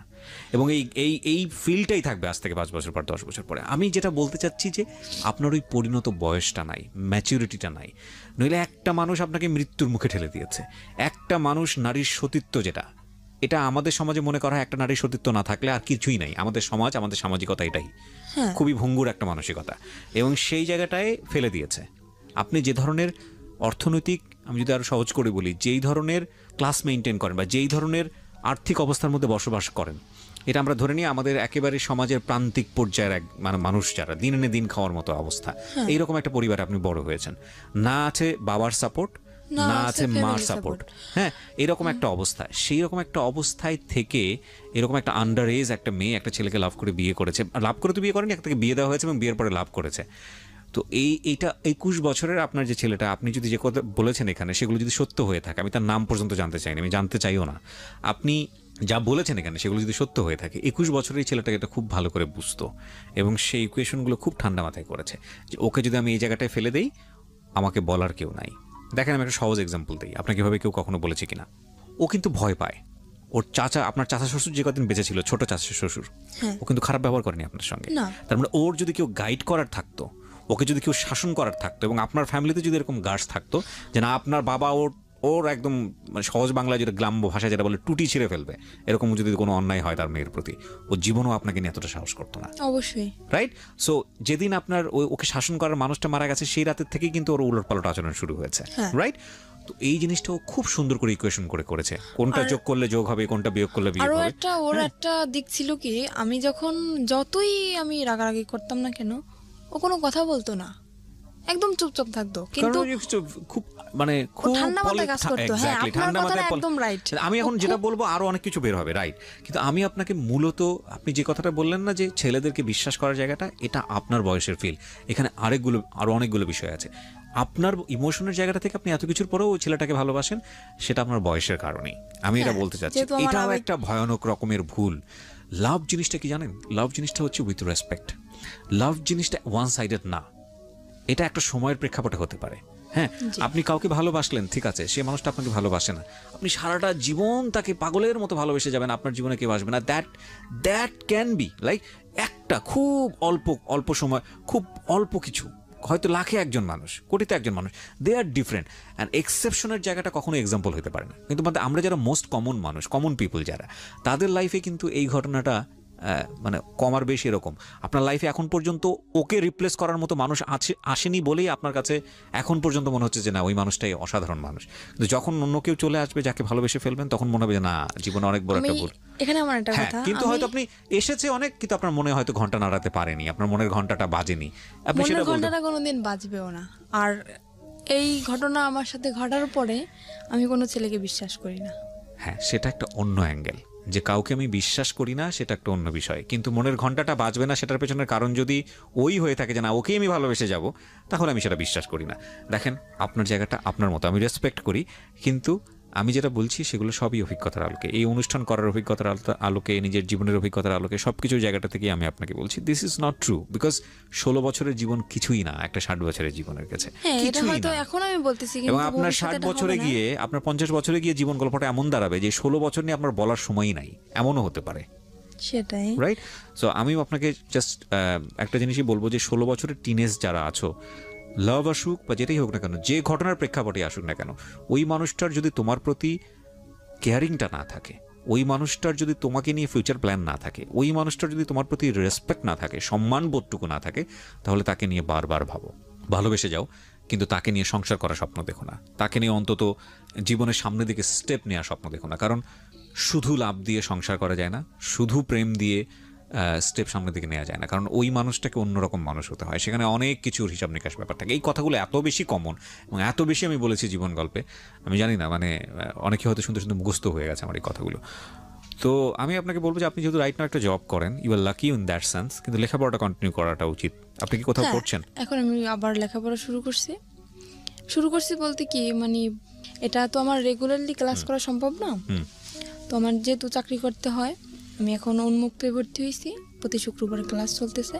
আর এখন আমি যেটা চাই আমার দিক থেকে, যে আমার অতীত যেটা গেছে অতীতই ওটা থাক, আমি চাই সামনের দিকে আগাতে, কারণ আমার ছোটবেলা থেকে যে স্বপ্নটা ছিল সেই স্বপ্নটা আমি আবার পূরণ করতে চাই। কি স্বপ্ন ছিল? আমার ছোটবেলা থেকে স্বপ্ন ছিল আমি একটা পুলিশের চাকরি করব। বিউটিফুল। সেটা আমি আবার এগিয়ে যেতে চাই।